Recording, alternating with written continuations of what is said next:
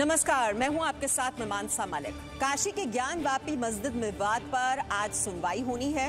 वाराणसी जिला कोर्ट में ज्ञानवापी मामले में ये सुनवाई होगी। आपको बता दें, जो ये केस है वो वक्फ ट्रिब्यूनल में चलेगा या फिर लोअर कोर्ट में, इस पर होगी सुनवाई। फास्ट ट्रैक कोर्ट में वक्फ ट्रिब्यूनल में सुनवाई की मांग खारिज कर दी गई थी। वाराणसी फास्ट ट्रैक कोर्ट के फैसले को मुस्लिम पक्ष ने चुनौती दी थी। तो ये जो पूरा मामला है, इसको लेकर ये जो विवाद बना हुआ है, वो दरअसल विवाद इस बात को लेकर है कि वक्फ ट्रिब्यूनल में ये मामला चलेगा या फिर लोअर कोर्ट में चलेगा। फास्ट ट्रैक कोर्ट में वक्फ ट्रिब्यूनल में सुनवाई की मांग पहले खारिज की जा चुकी है, लेकिन जो मुस्लिम पक्ष है उसकी ओर से चुनौती दी गई वाराणसी फास्ट ट्रैक कोर्ट के फैसले को।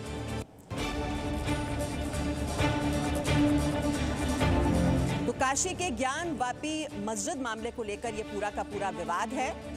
विश्वेश्वर ज्योतिर्लिंग मंदिर बनाम ज्ञानवापी मस्जिद विवाद, जिस पर यह सुनवाई होनी है।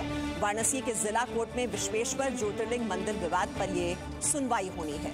तो आज का दिन बहुत अहम है। केस वक्फ ट्रिब्यूनल में चलेगा ये या निचली अदालत में, इस पर सुनवाई होनी है। वाराणसी फास्ट ट्रैक कोर्ट ने कहा था कि मामला लोअर कोर्ट में चलेगा।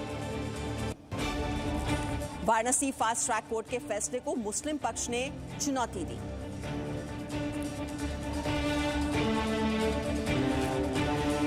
तो ये जो पूरा विवाद है, इसको समझने की हम कोशिश करते हैं और काफी पुराना ये विवाद है क्या, इस पर और जानकारी ले लेते हैं। हमारे सहयोगी विशाल पांडे इस वक्त हमारे साथ हैं। विशाल, काफी पुराना ये विवाद को जरा आप अच्छी तरह से समझाएं कि ये जो मामला है ये लोअर कोर्ट में चलना चाहिए या फिर जो चुनौती दी गई है मुस्लिम पक्ष की ओर से कि जो ट्रिब्यूनल है, वक्फ ट्रिब्यूनल है, उसमें सुनवाई होनी चाहिए। कब से ये विवाद चल रहा है, इसकी सारी डिटेल्स बताइए सबसे पहले। देखिए, जो काशी का पूरा इलाका आता है, ज्ञानवापी परिसर जिसे कहा जाता है, जहाँ पर काशी विश्वनाथ मंदिर भी है और जिस जगह को लेकर विवाद है वो जगह भी ज्ञानवापी परिसर में मौजूद है, जहाँ पर हिंदू पक्ष का ये दावा है कि स्वयंभू ज्योतिर्लिंग जो कि 100 फुट के विश्वेश्वर ज्योतिर्लिंग जिनका मंदिर है वो मूल स्थान वही है, और दूसरी तरफ मुस्लिम पक्ष अपना दावा करता है। इसी को लेकर सबसे पहले 1991 में एक वाद दायर किया गया था वाराणसी कोर्ट में, और उसमें यह दावा किया गया था हिंदू पक्ष की तरफ से, यह मांग की गई थी कि विश्वेश्वर ज्योतिर्लिंग मंदिर हमारा है, यहाँ पर हमें पूजा अर्चना की इजाजत दी जाए, इस मंदिर की भव्यता को हमें बढ़ाने की इजाजत दी जाए और मुस्लिम पक्ष को यहाँ से दूर रखा जाए। इस तरह की मांग की गई थी। 1991 में इस पूरे मामले की शुरुआत हुई थी। उसके बाद इसमें मुस्लिम पक्ष भी आया। इस पूरे मुकदमे में इंतजामिया कमेटी जो है वाराणसी की, वो इसमें पार्टी बनी, सुन्नी सेंट्रल वक्फ बोर्ड इसमें पार्टी बनी और उन्होंने उर्दू में अपना हलफनामा दिया। और उस वक्त इस बात पर भी काफी सालों तक चर्चा हुई कि उर्दू में कैसे दिया जा सकता है। फिर ये हुआ कि हिंदी में ही हलफनामा देना होगा, और फिर 97 में वाराणसी के सिविल कोर्ट में यह फैसला आया कि ये जो पूरा परिसर है, इस परिसर को कैसे देखा जाए, इसके साक्ष्य इकट्ठा करने की जरूरत है कि 15 अगस्त 1947 को, क्योंकि जो 1991 का कानून है पूजा स्थल अधिनियम, उस कानून के तहत ये तय किया गया था कि 15 अगस्त 1947 की यथास्थिति बरकरार रहेगी। लेकिन 97 में कोर्ट की तरफ से ये कहा गया कि इसके साक्ष्य इकट्ठे करने चाहिए कि 15 अगस्त 1947 को इसकी स्थिति कैसी थी। लेकिन इस फैसले के खिलाफ इलाहाबाद हाईकोर्ट गया, सुन्नी सेंट्रल वक्फ बोर्ड, और वहां से यथास्थिति बरकरार रखने का आदेश मिला, स्टे ऑर्डर रहा। लेकिन अब लगभग 20 सालों के बाद, आप देखिए 20-21 साल हो गए, 1998-97 के बाद 2016 में सुप्रीम कोर्ट के एक दिशा निर्देश का हवाला देकर हिंदू पक्ष, जिसके वकील भी हैं और आप कह सकते हैं कि वाद मित्र बनाया गया है विश्वेश्वर ज्योतिर्लिंग परिसर का, विजय शंकर रस्तोगी, वो 2016 के सुप्रीम कोर्ट के एक दिशा निर्देश का हवाला देते हुए 2018 में वाराणसी की सिविल कोर्ट में पहुंचते हैं, जहां पर वो प्रार्थना पत्र देते हैं कि पूरे इस परिसर का पुरातत्व विभाग से सर्वेक्षण कराया जाए, और पुरातत्व विभाग से जब सर्वेक्षण होगा तो असली चीजें सामने आएंगी, साक्ष्य मिलेंगे कि यहाँ पर 15 अगस्त 1947 की जो स्थिति पूछी जाती है उसके मुताबिक यहाँ पर मंदिर है, 100 फुट का ज्योतिर्लिंग है और पत्थरों से ढक दिया गया है, जिसके ऊपर मस्जिद बनाई है। ऐसा दावा हिंदू पक्ष की तरफ से विजय शंकर रस्तोगी ने कोर्ट में किया। उस प्रार्थना पत्र के आधार पर 2019 में जब पूरे मामले की सुनवाई शुरू होती है, 25 फरवरी 2020 को वाराणसी के सिविल कोर्ट के फास्ट ट्रैक कोर्ट से बात की है कि पुरातत्व विभाग के द्वारा सर्वेक्षण कराया जाए। हिंदू पक्ष ये कहता है कि साक्ष्य इकट्ठा किया जाए और इसी को लेकर प्रार्थना पत्र कोर्ट में दिया है। इलाहाबाद हाई कोर्ट का स्टे ऑर्डर आ गया है, लेकिन सिविल कोर्ट में फिलहाल इस बात पर आज सुनवाई होगी कि ये ट्रिब्यूनल में चले या सिविल कोर्ट में। ठीक है, और इस पूरे विवाद पर हिंदू पक्ष का क्या कहना है ये वो भी समझ लेते हैं, अब वो सुनाते हैं आपको। दीवानी न्यायालय सिविल कोर्ट वाराणसी में इसकी सुनवाई होगी या वक्फ ट्रिब्यूनल लखनऊ में सुनवाई होगी, इस पर दोनों पक्षों की विस्तृत बहस अवर न्यायालय में सिविल जज senior division fast track court Varanasi में हुआ, जिसमें विस्तृत बहस के पश्चात विभिन्न बिंदुओं पर पक्षों की बहस सुनने के उपरांत अवर न्यायालय ने यह पाया कि वक्फ अधिनियम जिसके अंतर्गत यह ट्रिब्यूनल स्थापित किए गए हैं, वक्फ ट्रिब्यूनल स्थापित किए गए हैं, वह मुसलमानों के आंतरिक विवादों के निस्तारण के लिए बनाए गए हैं। हिंदू और मुस्लिम के बीच का जो विवाद है उसको सुनवाई करने का अधिकार सिविल न्यायालय को है, वक्फ ट्रिब्यूनल को नहीं है। और इस वक्त आपको बता दें यूपी बीजेपी प्रवक्ता अशोक पांडे जी भी हमारे साथ जुड़ गए हैं। अशोक पांडे जी, ये पूरा मामला की सुनवाई कहाँ होनी चाहिए, लोअर कोर्ट में होनी चाहिए या फिर ये वक्फ ट्रिब्यूनल में होनी चाहिए, इस बात को लेकर विवाद है और आज ये सुनवाई होने वाली है। लेकिन ये जो मुस्लिम पक्ष की ओर से कहा जा रहा है वक्फ ट्रिब्यूनल में हो सुनवाई, तो इस तरह के इतिहास में अगर हम झांक कर देखें तो जितने भी मामले हैं तो वो वक्फ ट्रिब्यूनल में सुनवाई क्यों हो। एक जो हमारा प्रोसीजर है कि अदालत में सुनवाई होती है, तो जिला अदालत में जब ये मामला तो काफी लंबा चला आ रहा है, 1991 से इसकी शुरुआत हुई थी, तो फिर वक्फ ट्रिब्यूनल में क्यों? देखिए, मूल बात यह है कि हम लोगों को भारत के संविधान में पूर्ण आस्था है, भारत के न्याय पे पूरा भरोसा है और निश्चित तौर पे अगर तथ्यों के आधार पे ही कोई फैसले होते हैं, जिस तरह से राम मंदिर का फैसला हुआ, मुझे लगता है कि तथ्यों के आधार पे जो मुकदमा लड़ा जा रहा है तथ्य सही होंगे, दूध का दूध पानी का पानी होगा।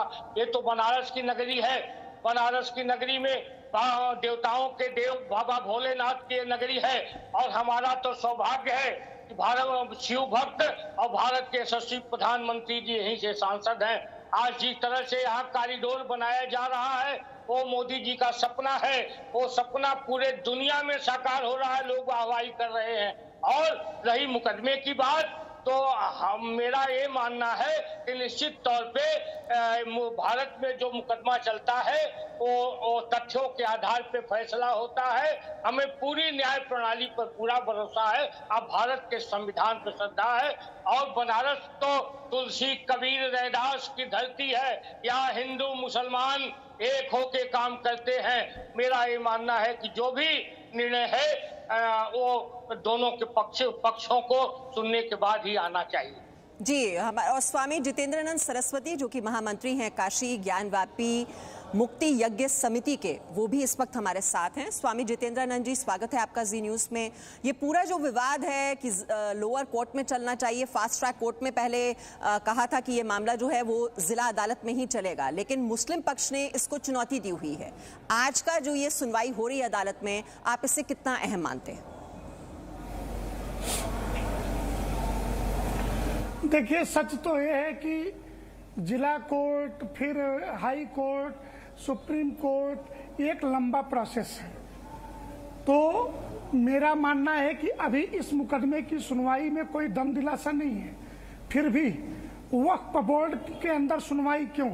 काशी ज्ञानवापी, जिसको वो तथाकथित मस्जिद कहते हैं, वो नीचे की जमीन किसके पास है? तो विश्वनाथ मंदिर ट्रस्ट के पास है। इसके पहले उसका मालिकाना हक व्यास परिवार के पास था। तो आज भी जमीन पर हमारा अधिकार है।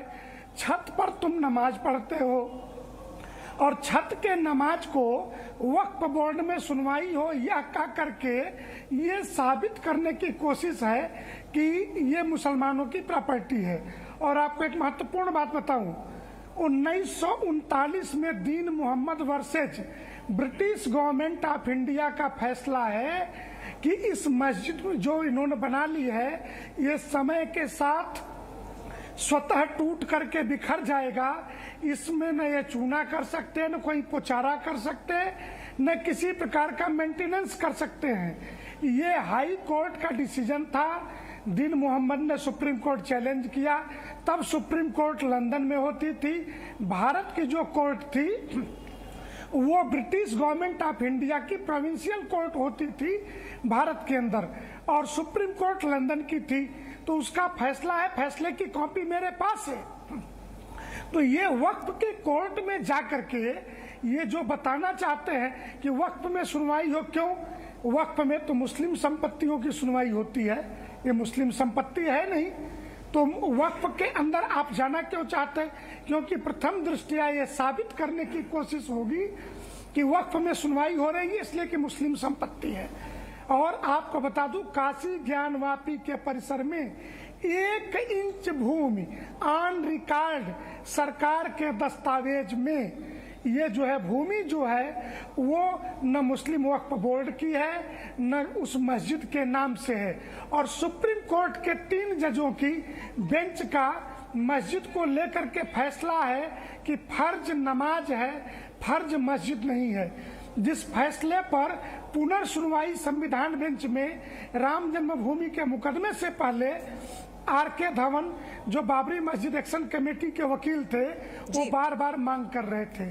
तो इन कानूनी तकनीकी पेचीदगियों में ये है, और वक्फ बोर्ड में सुनवाई का सवाल नहीं पैदा होता। लेकिन स्वामी जितेंद्र नंद जी, जो बात आप कह रहे हैं, अगर इस बात के नहीं है, अगर इस बात के दस्तावेज हैं कि मुस्लिमों का उस पर कोई कब्जा नहीं है, ये प्रॉपर्टी जो है वो मुस्लिम वक्फ बोर्ड की नहीं है, तो फिर मुस्लिम पक्ष इतना ज्यादा विश्वस्त क्यों नजर आ रहा है कि वो चुनौती दे रहा है, अगर इस बात के दस्तावेज हैं?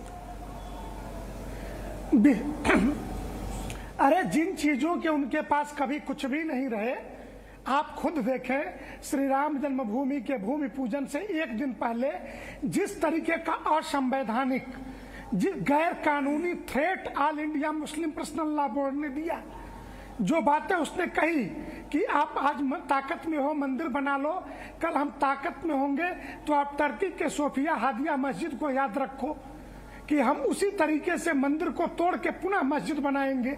ये तर्क देना, वो कुरान का अपमान कर रहे हैं, वो अपने हजरत मोहम्मद साहब अपने पैगंबर का अपमान कर रहे हैं, जिन्होंने स्वयं ही मक्का के अंदर एक मस्जिद तोड़ करके ये कहा था कि अवैध जो मस्जिद बनेगी उस पर अगर हलाल की मस्जिद नहीं है, हराम की जमीन है और वक्फ की हुई नहीं है, आपने जबरिया बनाई है, तो मोहम्मद साहब ने खुद जरार ए मस्जिद, उस मस्जिद का नाम था, तोड़ा गया और मोहम्मद साहब ने खुद तोड़वाई।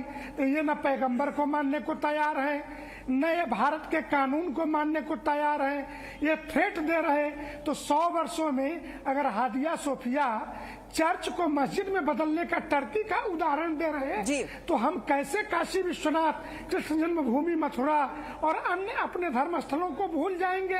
तो इसी तर्क के आधार पे वह भी याद रखें कि हम भी तो कार्यवाही करेंगे, बस हम में उनमें अंतर है, हम सभ्य हैं, वो असभ्य हैं, हम कानूनी हैं, वो गैर कानूनी हैं, अवैध हैं। अशोक पांडे जी भी मेरे साथ हैं, अशोक पांडे जी भी हैं हमारे साथ, मैं उनको भी यहाँ पर शामिल करना चाहूंगी। अशोक पांडे जी, अब मान लो वहां पर शिव का मंदिर, जैसा कि बताया जाता है कि शिव का मंदिर था, वहां पर तोड़कर ये मस्जिद बनाई थी औरंगजेब ने, तो अब अगर पुरातत्व विभाग की ओर से सर्वेक्षण करवा दिया जाता है तो आपको लगता है कि और ये केस मजबूत हो जाएगा, पुख्ता हो जाएगा?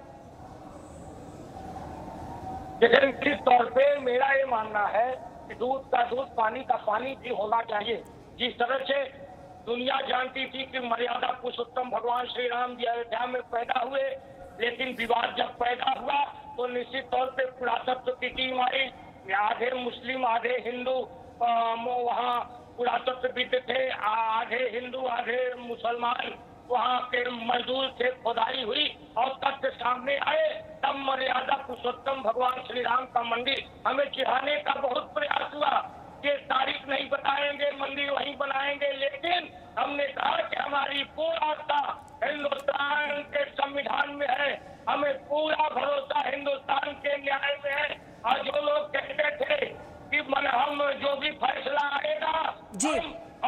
मानेंगे। आज कह रहे हैं कि बाबरी मस्जिद शहीद हुई है। दुर्भाग्य से वो लोग आज अपने को बाबर की औलाद कह रहे हैं, ये दुर्भाग्यजनक है। ये तुलसी कबीर रसखान का देश है, रहीम का देश है। मानुष हो तो वही रसखान, बसो ब्रज गोकुल नंद के ग्वालन। लेकिन आज अशोक जी, वैसे भी ये तो ऐतिहासिक तथ्य है ही जो बताया जाता है कि विक्रमादित्य ने 2050 साल पहले। Presenting B News app available on Google Play and App Store. Download it now.